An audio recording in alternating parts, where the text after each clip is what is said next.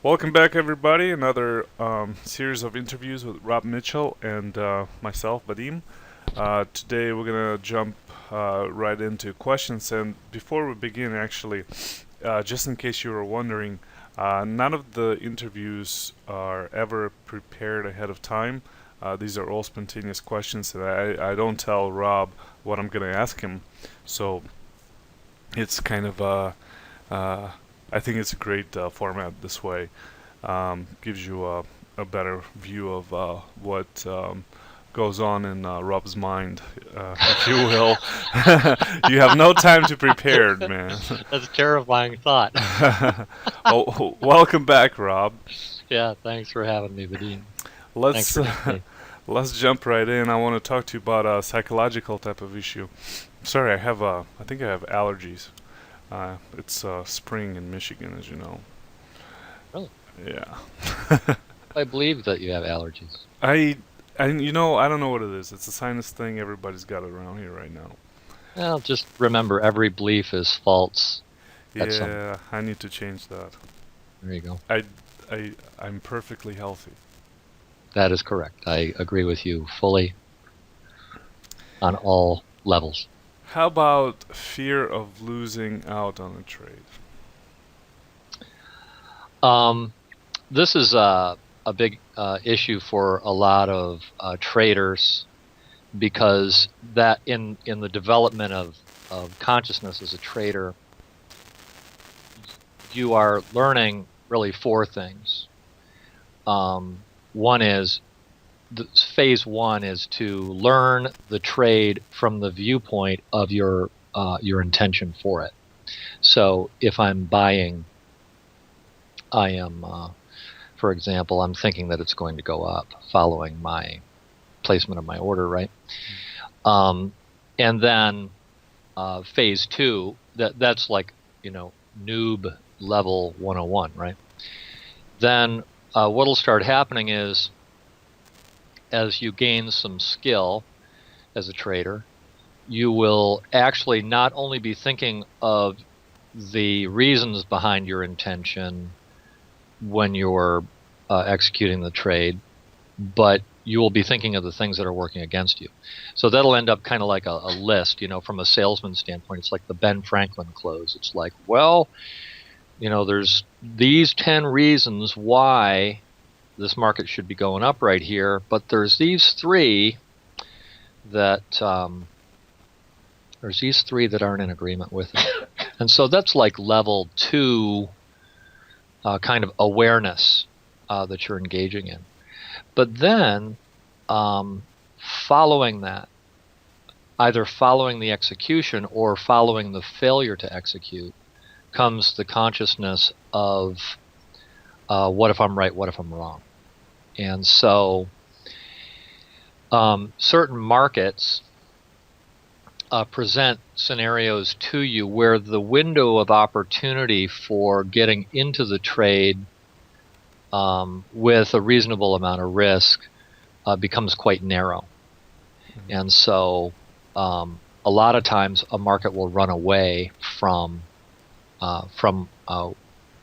where you are. So let's say, hypothetically, now that I've kind of laid that groundwork for that thought, let's say that hypothetically you're thinking that it's going to go up, but you vacillated because of some operation of fear within you, and then it in fact started doing what you originally thought it was going to do but didn't trust.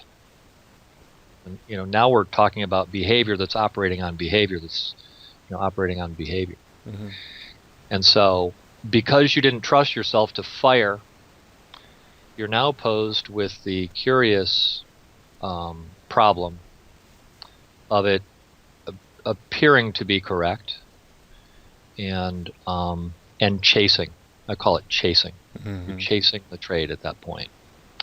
Now, the problem with that is, if you're to look at an entry to a trade, for example, happening within a window of vertical movement on your chart, as price is moving away from that window, you have some prospective amount that it's going. Mm-hmm.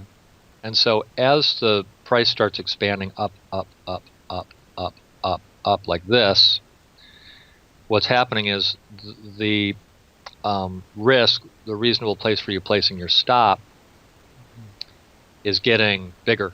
Mm-hmm. And the potential for reward is getting smaller, Mm-hmm. and possibly even to the point here. Now, what's going to happen more often than not, since the natural flow of a market is to cycle up and down, more often than not, the market's actually going to come back into you when you fire it. And so then you start having thoughts about okay, you're late, you didn't trust yourself, you're late, you're like, oh my God, it's going to run to the moon, which it probably isn't going to do, because that only happens maybe 1 or 2, few percent of the time. So you click the button, you go long, and then what does it do? Well, it starts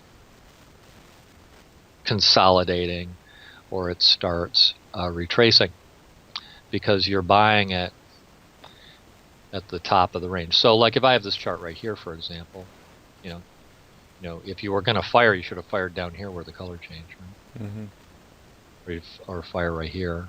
But by the time you get to here, you're chasing. So the question becomes, how much higher does it go before it retraces again? Now, there's two ways that you can operate to resolve this somewhat within yourself. The first issue I'm not addressing, that is not trusting yourself.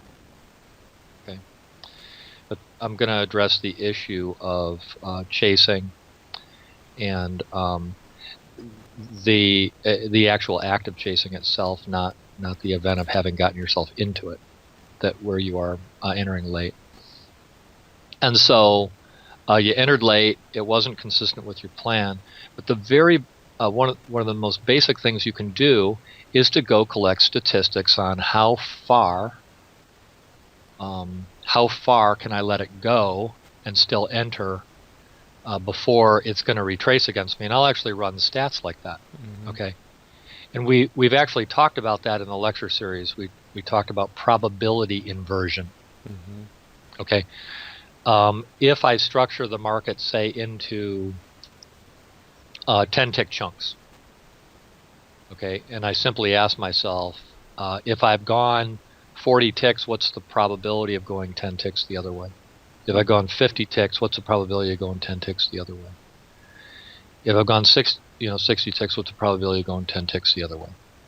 Okay, and so just go over your chart, use it like a range chart, go over the chart. And you don't need any Excel, or you don't need a program in Python, or all this stuff. Just compile some stats. Mm-hmm. And so that you have that in your mind, that stat. And then what that's going to do is, because I started this conversation by understanding both sides. Level 2, is understanding both sides of where you are. And so if you understand the stat, then when you are engaging in chasing, you're going to say to yourself, no, I'm not going to fire this, because I know there's a good chance that we're going to come back 10 ticks or more. And then what happens is, because you understand that on a logical level, you'll be less inclined to chase, because you know that it's probably going to come back into you. And give you a second opportunity to refill. Now, one of the things, principles that we work with, like for example in the oil room, is the concept of what we call a pivot retag.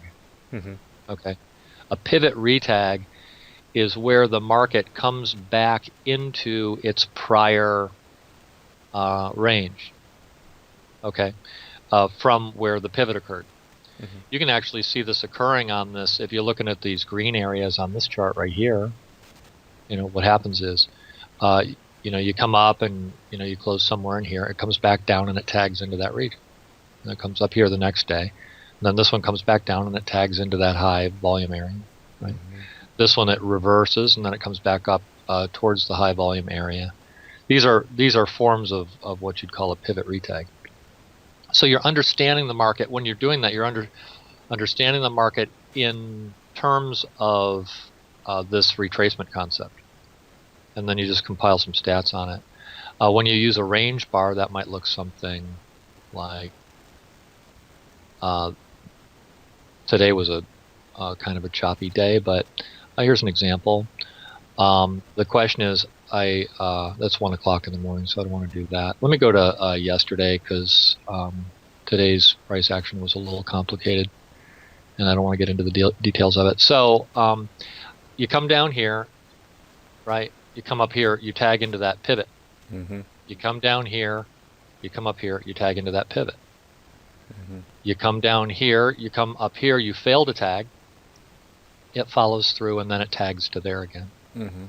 It fakes out and tags again into there, comes back down, and fails to tag. You don't get. That's what these background color changes are good for on these things, is because it'll keep you on from getting trapped up on the reversals that occur. All right. So this comes down, forms this structure, pivot retags to right there, this structure here, and goes lower. Okay. Then it's going to go reverse. Okay. You come up, and then it comes down, and then it comes up, and then it comes back down, and it retags into there. The stats for this is so reliable for it coming back into those regions. It's like close to 80% of the time you're going to retag. Mm-hmm. Now, if you understand, let's just say hypothetically that it is 80%. If you understand that, you're not going to chase, because you're going to go, why chase? There's another opportunity coming up in a few minutes. Mm-hmm. Right? Now, in other markets,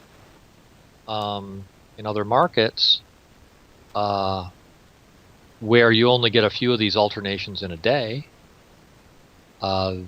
then chasing is really going to get you on to chasing, because it doesn't come back.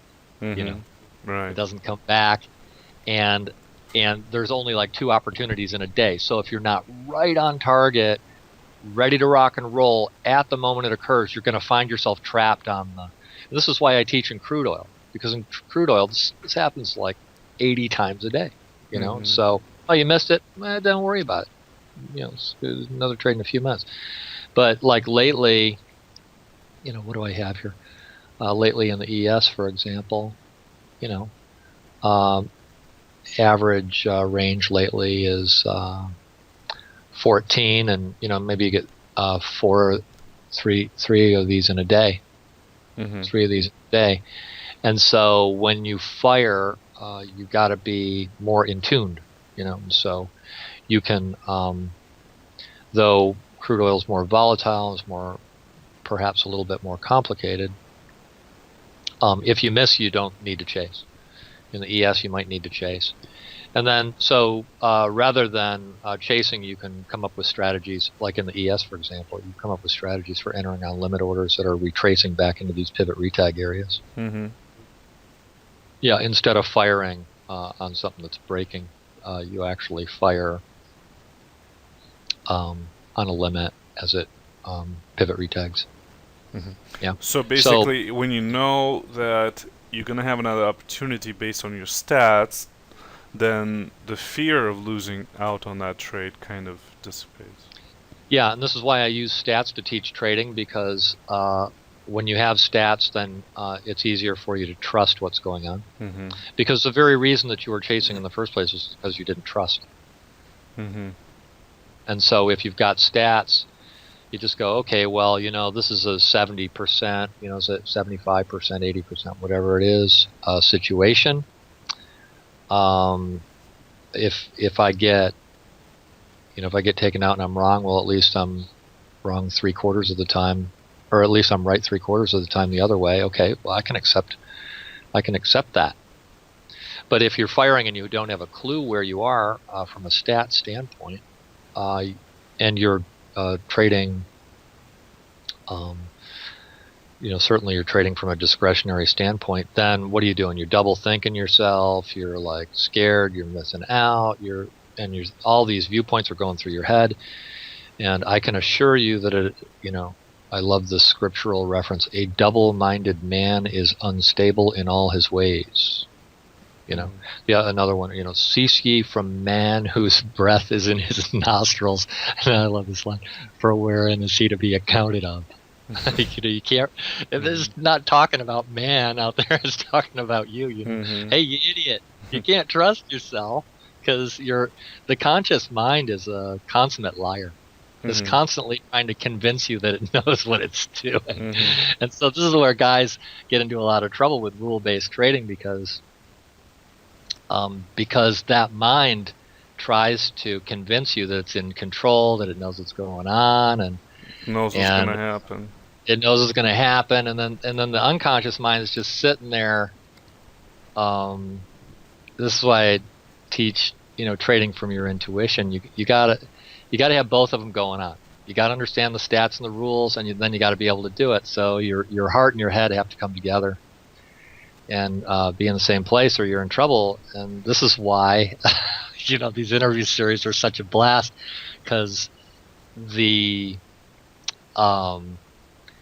you're a discretionary trader and you're not a complete human being, or either that. Now you can force it, okay? You can force yourself behaviorally to comply, but it'll only work for so long, because if you're trying to overcome energy within you that is going a certain way, and you're trying to overcome that, then you're going to have to expend 10 times the energy to overcome what it is that you don't agree with in your heart. And so then you're going to be exhausted. When you get exhausted, how do you act? Well, not you, Vadim, but I mean, how do people act when they get tired?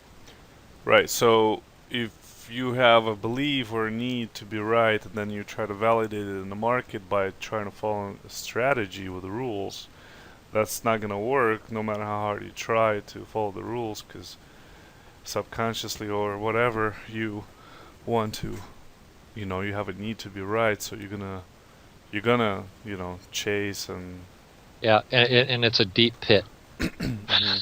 Right. In fact, I might have even mentioned in one of these things, the very price action that you see on the chart there is that exact behavior that you just described. The chart itself is a depiction of the very thing that you just described. And so that's why it goes like this. It goes up, it retraces. So, it's like, okay, it's like comedy, it's like, okay, smart money, dumb money, dumb money, smart money, smart money, dumb money, all day long, trap. It's just traps, right after the other. And so this is why I also teach from the perspective of trapping, because there are patterns on the charts where guys get on the wrong side, and they're definitively on the wrong side. And but because they're weak hands, they'll reverse at a moment's notice, and then they'll drive the market in the opposite direction. Yeah, like what's that? The sentiment trading. Yeah. You have so many people shorting in a rising market. Yeah, I think we talked about that. As a market rises, the number of participants in the rally is declining. Now you can literally see this on the order book intraday. I'll tell you what it'll look like. So it rises towards low liquidity. Yes. Yeah. We also use a metaphor of driving in traffic on I-5 in Southern California, at rush hour. It's like, no, this is I-5 at 3 o'clock in the morning, right there. That's where you want to be trading, right? But what will happen is, as this is occurring, here's what you're going to see. You're going to see that if you're watching the order book, you're going to see all limit orders above. And then when it gets right here, you're going to watch the whole order book just go into balance. So it's like, limit, limit, limit, limit. That's all the guy's getting out. It's like, oh, I can't stand it, man. It's actually going my way for the first time in 14 years, you know. I've actually have a winning trade on. What's going on? Limit, limit, limit. I can't stand to be in it any longer. Oh my God, get me out of here. I'm actually being profitable, and they're out. And then they're out, and then it goes higher. We had this today. We had a where is it?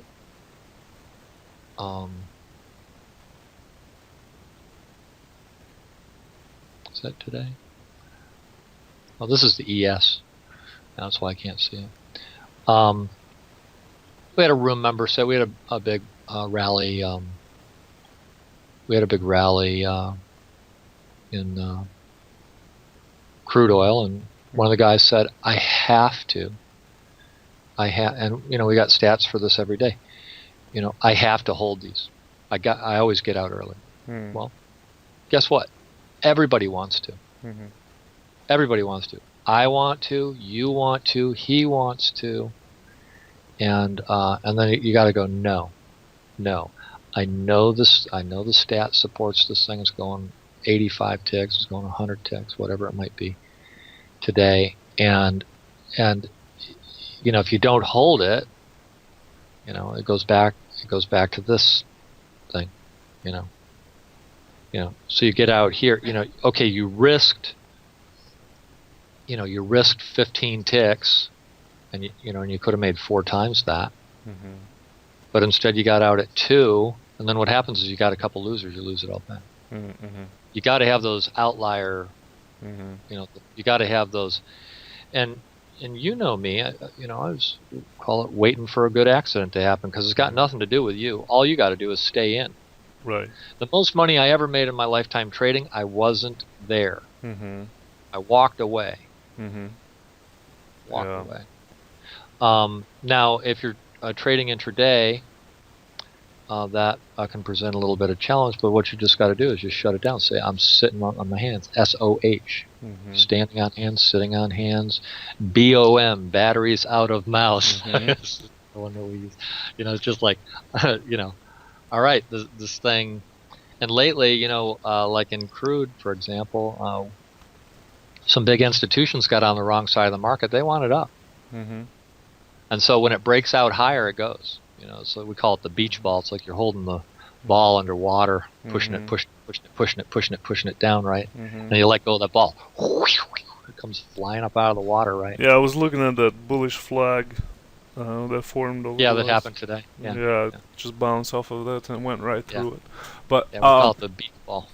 I think that's where scaling out helps, because if you scale out on the first move, you're paying yourself, therefore you're reinforcing belief that you're a profitable trader, and then you let the rest kind of run. It's a double-edged sword, but if you understand the stats, I encourage you to do it. And here's the stats. If you take them off early, then what you're doing is you're effectively doubling your risk. Okay? Because let's say you trade a 2-lot, and you take the first one off at, say, 15 ticks, but you used 15 ticks of risk on it. Well, if you're doing that, then you have to win better than 50% of the time to break even on that, less commission. So you really need to probably be winning, 60% of the time on that first target. At some level, you could make the argument that it's actually would be smarter. You'll lose a lot in the grand scheme, but you'll get caught in all the big moves. You put on a 1-lot as it goes your way, it goes 15 ticks your way, you add another. And then you add another. But that can be pretty nauseating too, because the principles that we're talking about actually are going against you. But when you do that, you're always trading OPM, other people's money. But I say after massive reflection and training of guys trading, the very best way to learn to trade is to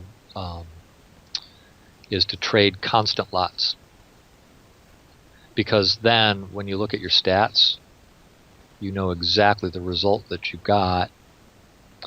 If you are doing a multiple a strategy, then I would urge you to keep really good stats on both of them, or any of them at any given level. It's like, okay, because you can very easily create a negative expectancy by scalping. Yeah, I'm not going against scalping. We've got some great techniques for scalping and taking relatively small trades. And that's a double-edged sword too. Should I just take off? Because a lot of times it's going to, this is the thing. You want to get caught in a big trade. More often than not, it's going to pivot retag on you. What does that mean? It means you get into the trade, you get up, $150 a contract or whatever, and it comes all the way back to your entry before it goes for the big one. That's why I said a minute ago, enter on a limit. Okay. Now that happens a pretty good percentage of the time. So from that, a lot that's all the scared money that's doing that. See, and so there's actually a really strong reason why you should just peel the stuff off. But the problem is, unless your win percentage is, if your win percentage is really high, then that will totally work. You take 5-6 trades for $150, and, it's $1,000 a day on a one lot, which is really cool. How many opportunities are there of that? Lots, 20, 30, right? But it doesn't. When you're trading small, it's really easy to just a small variance in behavior, very small changes in behavior can have big results in your final result. And so it's really important for you to understand that. And this is why I really strongly encourage keeping really good stats. I got guys that keep stats on everything. They know how many ticks of adverse movement they get against them when they get into a trade on average. They know exactly the patterns. Then they even qualify the patterns into different categories, all written out in notes in notebooks and trade logs. And if you ask them, and these guys, these are traders that really know, because when you've got that feedback mechanism, it's like having stats, not just on what happens on the chart, but stats on what you're doing with it, and it gives you a mechanism. Because if you don't have a point of reference for changing your behavior, you're not going to change. And so now, is that painstaking? You bet it is. Is it rewarding? Oh yeah. Yeah. The best guys know this stuff at some level. It may not necessarily be mechanical.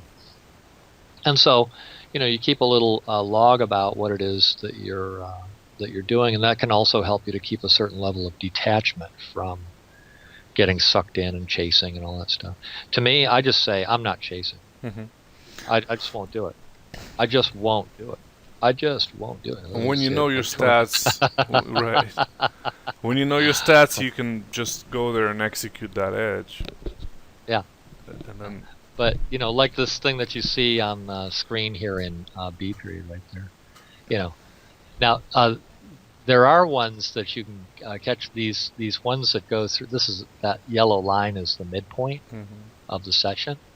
When you get that tail thing going through that midpoint, you get that all the time. We call that a. See, what happened is these guys decided they were going to fade the 50% retracement right there where the mouse is, and then it nicked them. And he probably could have gotten into that trade with relatively low risk. You'll see, if you go back over charts, you'll see that over and over and over again. Where you see, there's another one right there. You're going through the yellow line with a green background to go up with that encompassing pattern right there. Yeah, it happens all the time. And if you're alert to that and that turns you on, then what you do is you go back over charts and get some stats on it. And then you make absolutely sure, you always make absolutely sure that the way that you compiled the stat is exactly if you decide you're going to trade a stat, The way you compiled the stat is exactly the way you're going to implement it in real time. And don't accidentally, if you're relatively new to this, it's really easy to do it, to create a situation where you are actually looking forward. In other words, you think that you have a stat, but what you've really done is you've looked so many ticks forward, and you're not able to execute what you think that you have a stat on. Mm-hmm. And so you always make sure that you understand that your stat can be implemented and executed. And you want to have at least, what, 20 trades? Yeah, at a minimum. Now, in fact, if you do like Monte Carlo simulations, if you're not familiar, if you're listening, not familiar with that term, you can look it up. Monte Carlo simulation just basically takes the stats for a basic trading system. What is my average? What's my win-loss ratio? What's my win percent? And runs large numbers of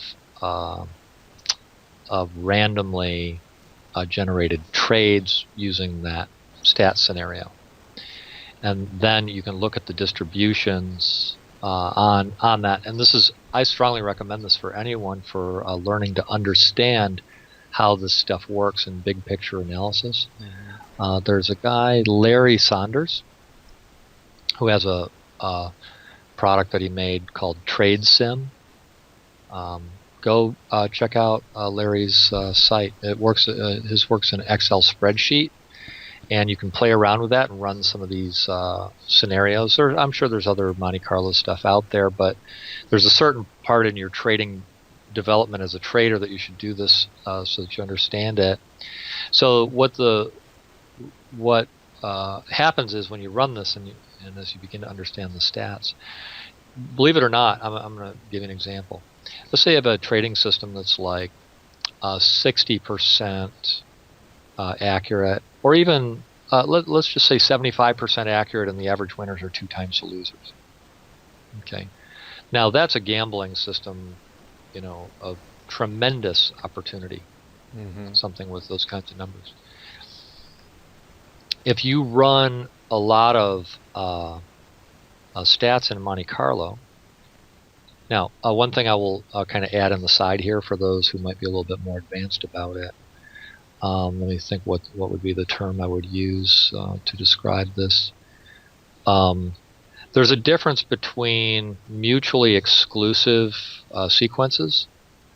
So, like, trades are often, the trade I'm taking now is often can be related in some way to a prior trade that I took. It's a sequential probability. For example, I'll give you an example. If I'm entering here and here and here, okay, each of these places where it turned green. For example, you'll find if you do some distributions on that by the time you get to the fourth one, the probability of it failing has gone up very dramatically. Mm-hmm. So what does that mean? It means, okay, if the market goes A, B, C, D, E, F, G, H going up, for example, the probability of the next one failing is, probably, in the 80% range, something like that. Mm-hmm. So, what does that tell you? It tells you that a trade is not a standalone event, but when a Monte Carlo runs it's running it that way.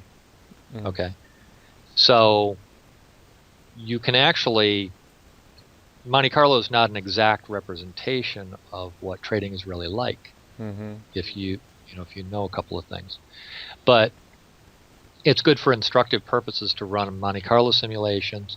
But here's the interesting thing. And there was a website out there that did this. You could key in the numbers, and then it would tell you how many trades you would have to take before you knew that it worked. Mm. Whoa, what did he just say? What, Rob? How many trades do you have to take before you know it works? So, it's like something like 75% winners, average winners, 2 times the loser, right? And what you find is that you have to take like 300 trades using Monte Carlo simulation. Mm-hmm. Monte Carlo is handling them as independent events. Mm-hmm. Each trade is an absolutely independent event, and but 300 trades. Mm-hmm. Now, if you know that trades are sequentially related and you know how to take benefit from that, then you could improve that stat substantially. But even though a statistical sample, as you said, 20 trades, should be sufficient for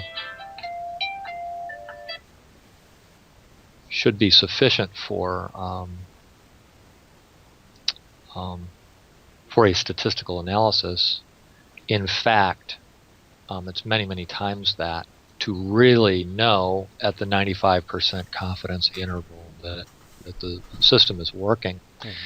This presents an interesting problem for traders, because if you're in that market that only has 2 or 3 trading opportunities per day, the question is, how many days does it take to know that your system works?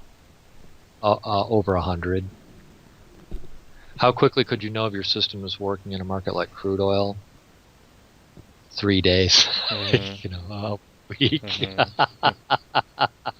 Mm-hmm. So that frequency thing is a big deal, and so this is again why I teach trading in an environment where that rapidity of opportunity is occurring, because it can really take something that could take decades to learn and understand intuitively. Mm-hmm.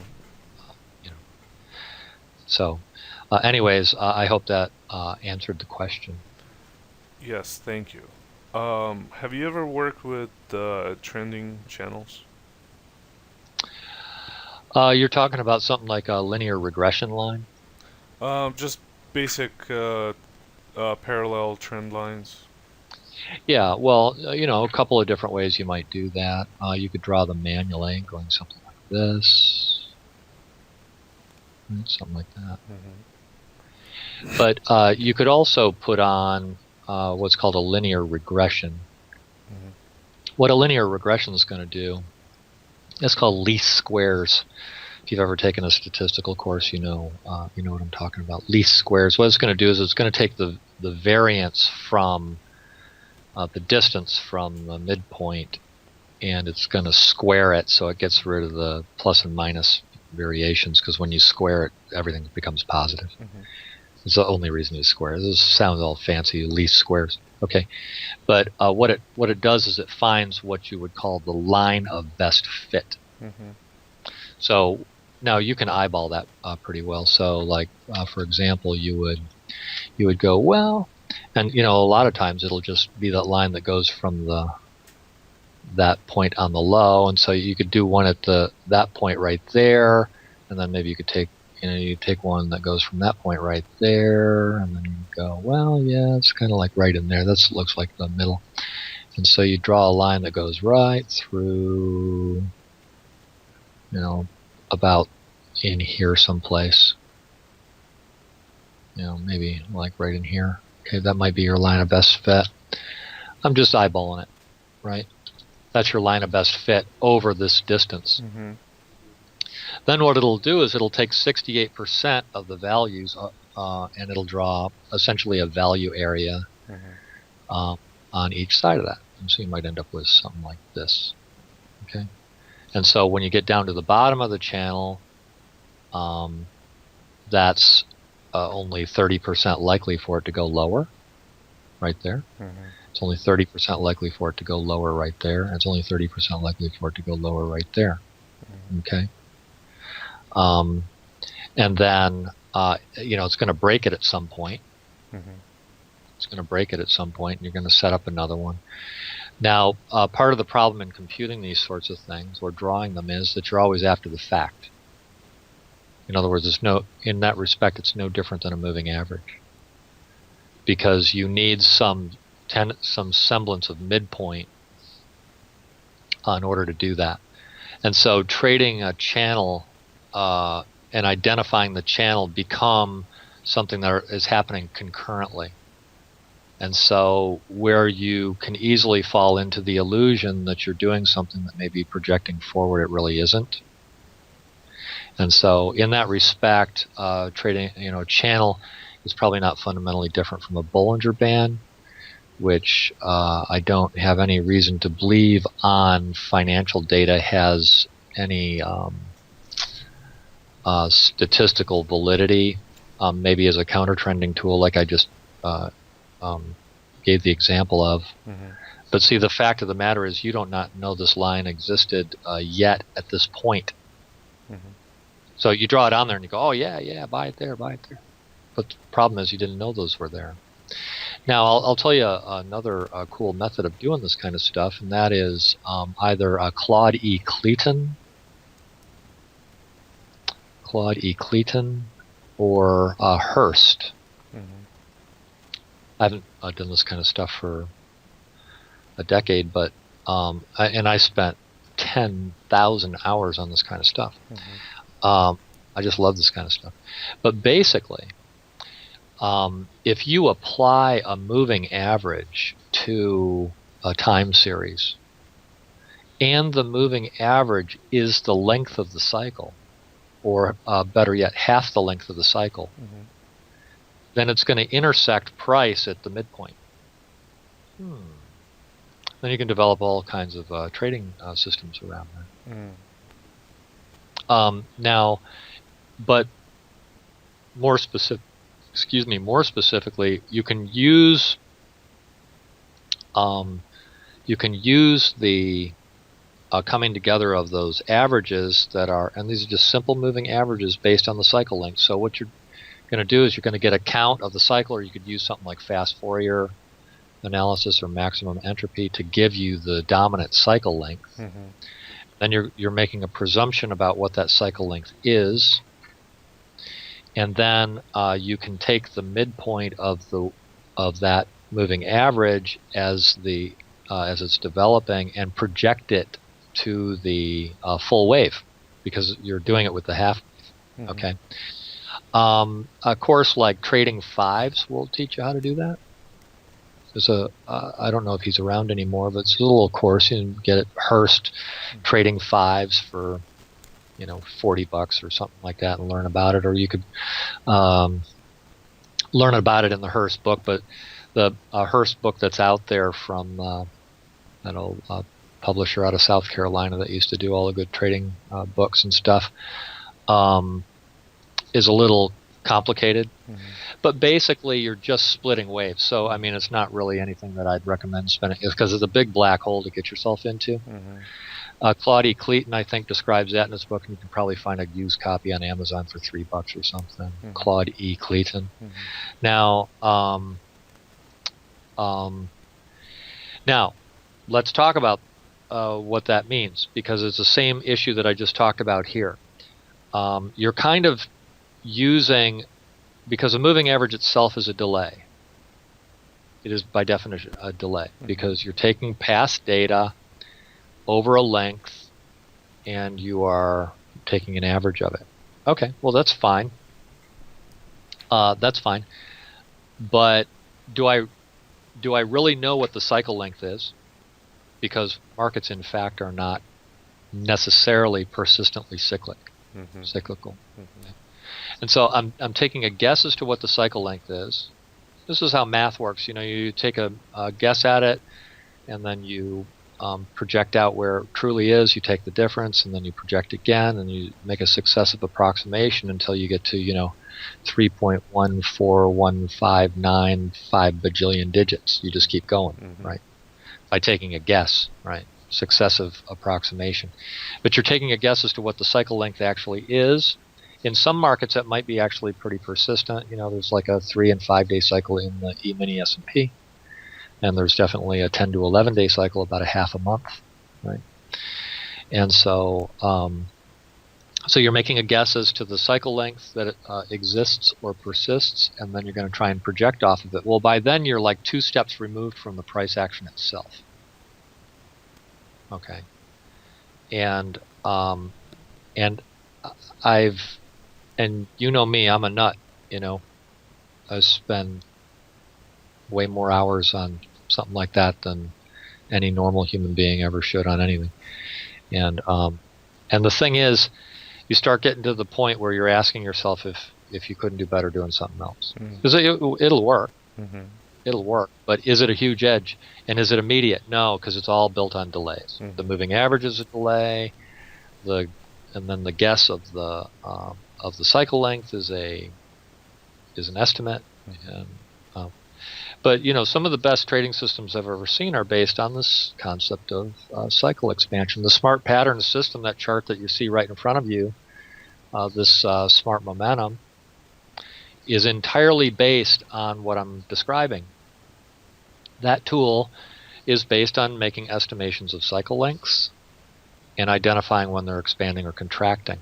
Mm-hmm. That's what that is about. So at the core of what I do and my very best work is this very notion, and that actually ties back to the channel that you asked about.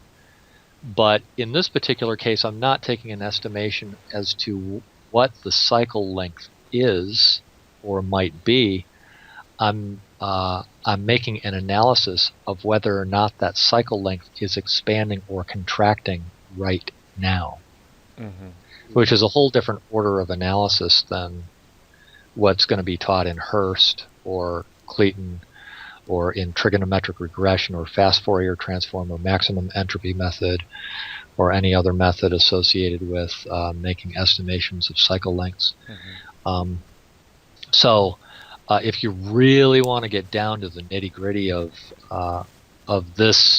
where you can get a benefit out of this, I would strongly recommend that you would get in our room and learn these techniques that we teach with these tools for that, because markets will expand their cycle before they start trending. That's like the single most important technical concept you could possibly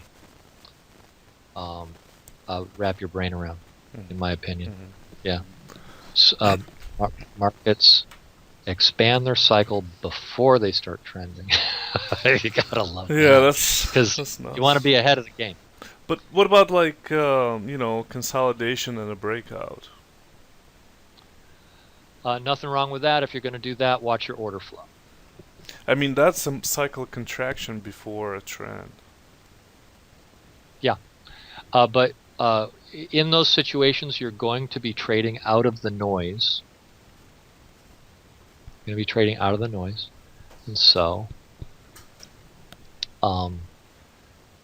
you got to be careful about that. And so, again, if you're trading out of the noise, I'd watch for the cycle expansion, and then I'd also watch the order flow, because you have to be asking yourself, if this thing breaks, and the order flow within the context of what's happening in the bigger picture. It's like, okay, have we already gone a normal a range expansion for today, or is it early in the day and we haven't done it yet? And is the cycle expanding, and is the order flow supporting? Because if I'm trading inside of an area that's 4 o'clock in the morning on I-5, if I'm actually going to wait until right there to fire, stay out of all this other garbage, because you could actually, and very well, because I've shown you some techniques for doing this kind of stuff, LSS. A method that, because what will tend to happen is, as you break those areas, the market's going to be too antsy to stay in one place for any length of time when it's doing that. So the amount of time of the cycle down in the minutiae is actually going to get really tight, because the traders are going to come in and push it. And so in the microcycling, it's actually going to the cycles are going to actually become really narrow as it does the final trap before the breakout. And so watching, and for that particular kind of analysis, you use something like the ultimate tick bar because it's got the order flow built into the bar itself. Right. So like on that picture you have right now at 2076, 2076 and a half. You have all these guys who are selling this resistance, let's say half point. Help me get my mouse to where you A are. little more to the left, there before the breakout. Yeah, about, right here? No, about 9:01, Right here? 9:50 a.m. Okay. Like, oh, 9:50 yeah, a.m. yeah, right there to the left. Yeah, right there. Right. Like right there. Right. So you have all these guys, let's say they're selling this resistance. So it seems that when the market keeps trying to break through that resistance, it starts to cycle less and less. But people are assuming that because it's been trying to break that resistance so many times, let's say 3 times, that, you know, it's not going to break it because it's so strong. Right. And so they keep shorting into it. And when it does break, this whole rally could just be, you know, short covering.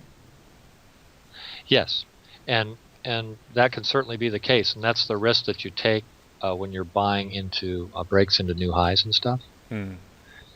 Now, the most common type of a break that fails is the 1 bar break. That's where it right there. You know, where else does it happen? It happened right here. 1 bar break, and then the fake out. That's a trap. That's a trap. What am I? If I ellipse those, talking about that, because sticking out 1 bar, one loner bar, 1 loner bar, okay, 1 loner bar, right there, right there, right there,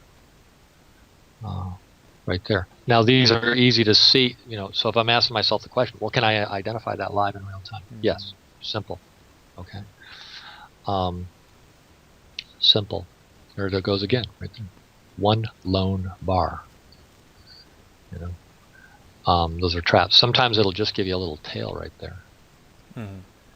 But the best ones are 1 lone bar that sticks out at a new low or new high, and then reverses. And so you get. Now, interestingly, and for those who don't know this, it's good to know. If you make a pattern where you're going lower, for example, and it's going like that, and then you get a short one. You get a short one. Here's the question. Invariably, you will have, at that point, what type of divergence? And the answer is, since I'm hearing a great void of silence, which is something that I love more than nothing else, the grand void of silence, you will have a divergence on virtually any oscillator. Like type 1 divergence. Yeah. And so, for this reason, you know, people always tell me, oh man, there's a divergence. I'm like, you know, it's a divergence on the oscillator. I'm like, yeah, but you don't need the oscillator because the price action is telling you that's the type of divergence that's there. So this type of a trap right here, now this one here is a special case, which if you want to learn that, by the way, that's a gold mine right there. But this is a special case of it. But more often than not, you're going to get this this kind of slopey stuff right there. Now, do I prescribe trading those? Absolutely not. It's a death trap. Anything you read in a book, I think we talked about. If you read it in a book and you're trading it, you're in trouble. And I don't know how magically the market can make that be so persistently true going forward in time. You know, it's like the collective consciousness of mankind has invalidated that pattern forevermore. You read it in a book, you're in trouble. But at the same time, you got to read the book so that you understand this. Got to read the book, but then you got to throw it all in the trash. That's great. You got to love reality. Truth is stranger than fiction, right? So, anyways, that pattern will pretty much always give you the divergence on a stochastic or an MACD or of that thing, and so you virtually don't need the oscillator. Yeah, eventually you just see. Yeah, and that's why I say the price action is really the best trading. The channel. Well, okay, we talked about channel. Reduce the channel to price action. Oh, we talked about using moving averages with Clayton and Hurstnell's, projection, all of that. Oh, well, why not use price action? Because you're going to get the little dip right there, and it's going to go for the second part of the wave structure, right? And well, I mean, just throwing like a 9-period moving average on the chart, you can see the cycles, and you can kind of project how they're gonna keep going. Yeah, but just make sure you don't turn that into your religion, right? Because it'll get you. You gotta focus on the price. It'll get you. So yeah, it's true. So confirmation bias. Seeing only, if you're long, seeing only, buy signals, confirmations, and ignoring all the. Well, this whole notion of confirmation, I mean, since my very earliest days of trading, are just like, I'm sorry if I'm offending anybody, but it's just the biggest bunch of bunk I've ever heard. Because basically what you're saying is, well, let's go back to the first discussion. Oh, well, I've got a confirmation that chasing, I know this trade is good because it went in my direction. Well, guess what? As soon as it does that, what does it do? It comes back and it pivot retags again. It comes right back into you, and then you got to sit through, a little piece of hell to get to a hopefully bigger piece of heaven, right? And so, and this is a problem that we always run into as traders, because we're always looking for the runaway trade. And then it's so hard to sit through the stuff because you're just going, oh no, I don't want to sit through it going back through me. But when you ask the question and you do the stat, how often does it run away from me? Never. I mean, it does, but maybe 3 in 100, maybe 7 in 100 trades, you just get in and it just runs. And so you never really know. I know this sounds absolutely horrible, but and I say this from a kind of emotional standpoint, not from a conscious mental hard rule standpoint. You never really know anything, and so I don't approach trading that way. But what I do is I'm constantly reevaluating the trade on an ongoing basis. Now, the only true confirmation, so back full circle to your question, the only true confirmation is the trade that's the runaway. So when do you get confirmation? When you enter the trade and it's like 40 ticks away from you, 7 seconds after you entered the trade, and you're just like, oh my goodness, I don't even know what, should I just get out? Because it's like, this is insane. Because that never happens. It's like, you're up $400 a contract in, 30 seconds. But so the confirmation bias though can come in two ways. Before you enter a trade, let's say if you feel like this market should rise, so then you only look for long. Right, but you should have known that before, not after. and so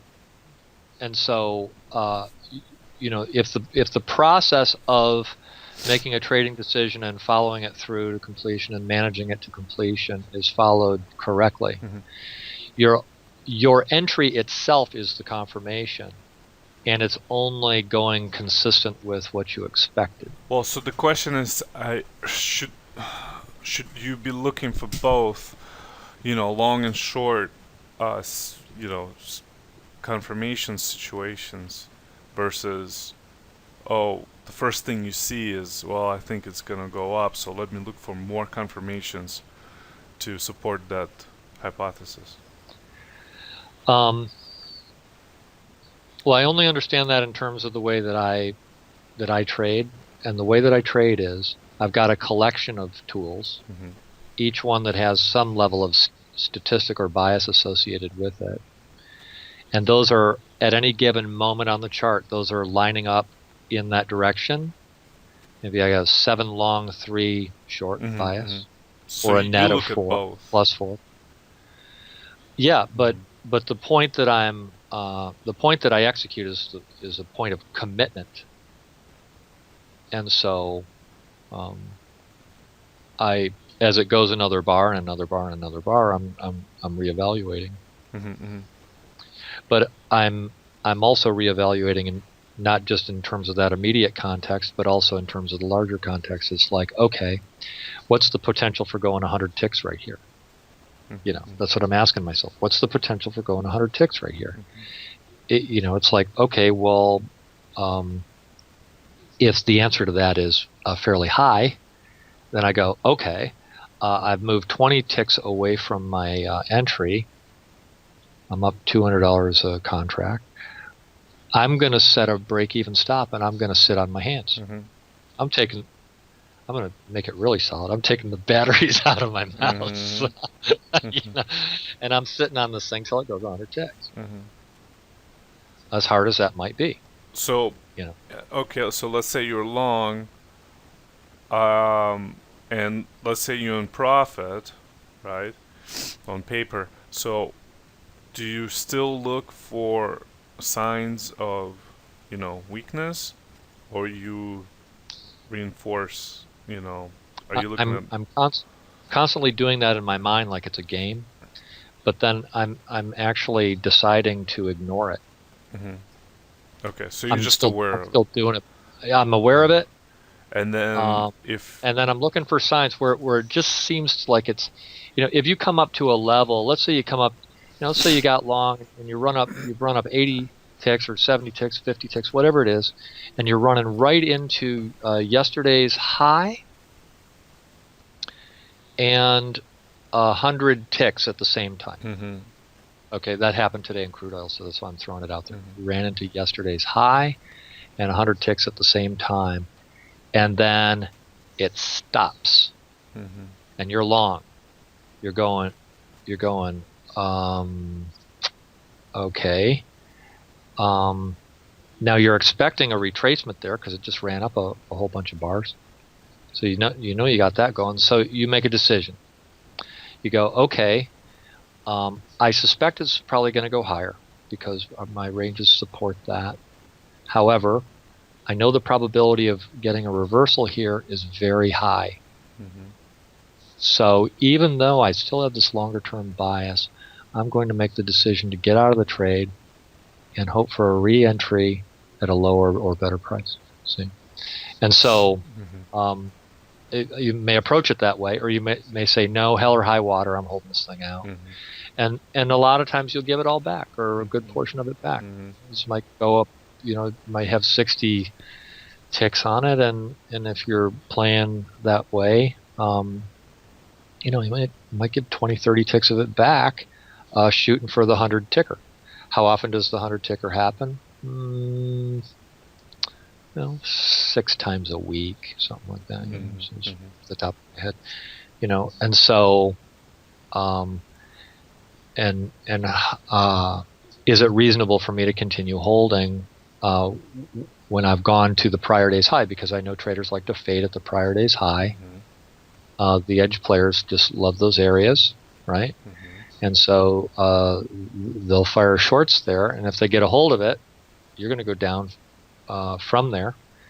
And so you might go for the reload, and that's actually probably the safest course of action to do that, or even sell it if you're going if you're going both ways, which is a skill set in itself to be able to trade both ways. Yeah. Yeah. Yeah, reversing a profitable position can be hard. It can be a real brain twister. So, but let's say you're in a losing position. It tends to happen. You start looking at even more confirmation of the long side. Yeah, you'll start talking yourself into it. If those discussions that you're having with yourself are not based on things with known probabilities associated with them, I think that your conscious mind is probably being the consummate liar that it's really good at being. I'm not talking about you, anybody, because and I know it's horrible to say that about your conscious mind, but the conscious mind can only, there's 11 million bits of information coming into your sensory system every second right now. Right now, 11 million bits of information come into your sensory system right now. Believe it or not. Your conscious mind is that one that's rational and logic is only capable of comprehending about 160 of them. Okay? This is literally like it's, if knowledge was represented as toothpicks or marbles, it's literally a Texas flood of toothpicks coming out of the air. But you can only receive as many of them as are landing in your hand in any 1 second. That's this conscious, rational mind can only handle that. So what does it do to deal with this onslaught of information? It deletes massive portions of it. It generalizes it. It's like, oh, well, that's this. Oh, well, that's this. Oh, well, that's this. Oh, well, that's this. You just chunk it into these categories, which may or may not be true at all. Particularly in trading, may or may not be true at all. Especially if you're, trading what you learned in the book, right? You're just chunking it into these categories. And the other one is you distort it. You're going to, delete it. You're going to distort it, or you're going to generalize it. And you end up with about 162 bits of information out of 11 million. So what do you know? What do you know? I don't know nothing. And that's about right. That you don't really know anything. So if you're allowing your rational conscious mind to be going on with this process, and you haven't categorized the information and your deletions, distortions, and generalizations into the right stuff out of the tiny bit of the 11 million bits that it is getting, then you have a problem. And trading is going to show it to you really fast. Now, you could function your whole lifetime in another area. Gardening. Never have to confront these issues. Driving the car. Hey, works. You drive your whole lifetime, never even have an accident. Sometimes you got to wonder how it's even possible with all this stuff whizzing by you, right?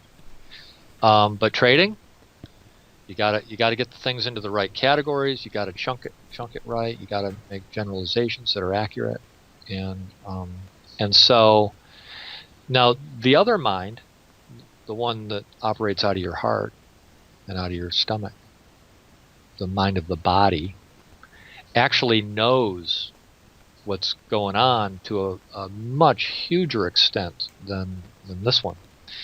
And so that's why I talk a lot about having alignment between those two in a marriage, happy marriage between them. So if you're having that conversation with yourself and it's that rational mind, and it's making the statements that it's making to you based on known facts. Entirely cool. You're going to be able to drive over to the grocery store and get the eggs and make it back home, and everything's going to be cool. But in trading, it's really easy for that deletion, distortion, and generalization to be skewed and to not be consistent with what's really happening, and then people get into trouble trading. Yeah. So, but because that intuitive mind, the mind of the heart and the stomach, there's a lot of research going on in this area right now, and I'm just absolutely blown away with this. There's a nerve called the vagus nerve, and for a long time they didn't really know what this thing was doing, because a big part of the fibers in this nerve go into the stomach. And the vagus nerve connects the conscious mind, the brain up here, and the heart, but it also goes into the stomach. And so they've found that this is system actually is the system that enables the conscious and the unconscious mind to communicate with one another.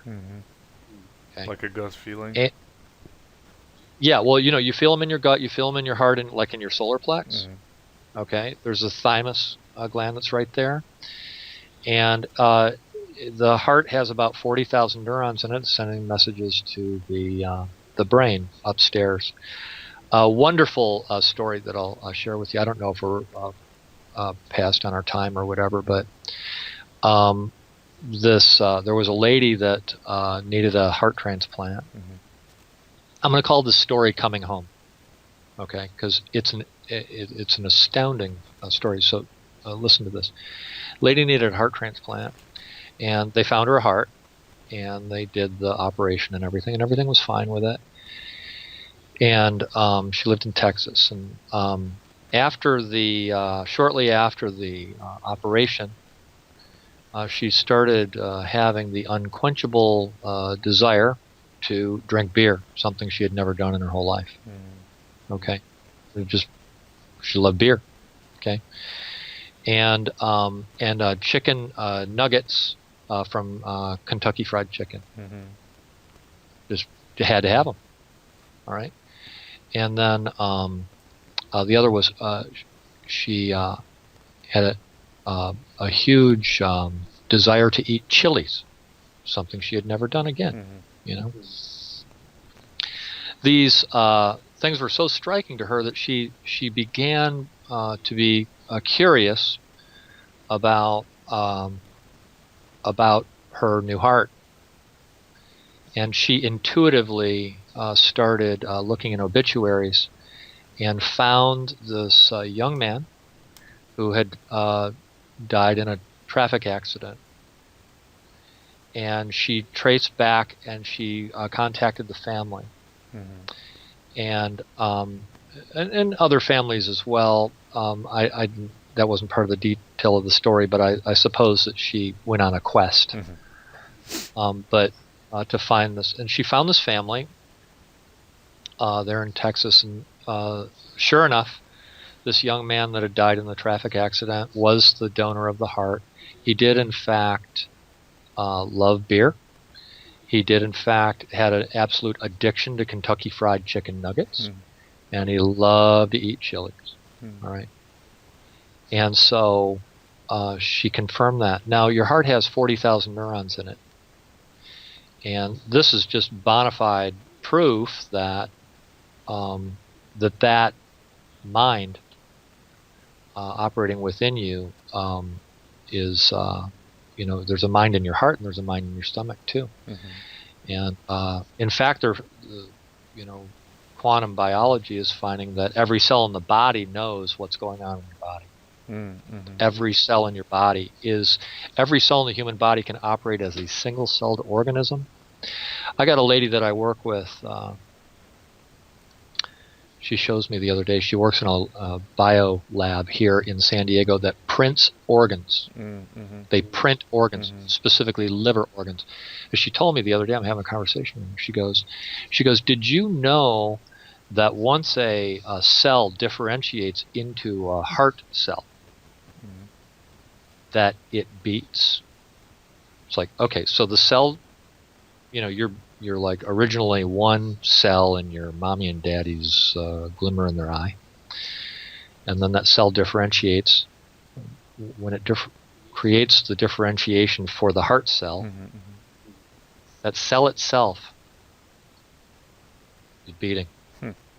So she showed me the heart cells in a slot on a microscope.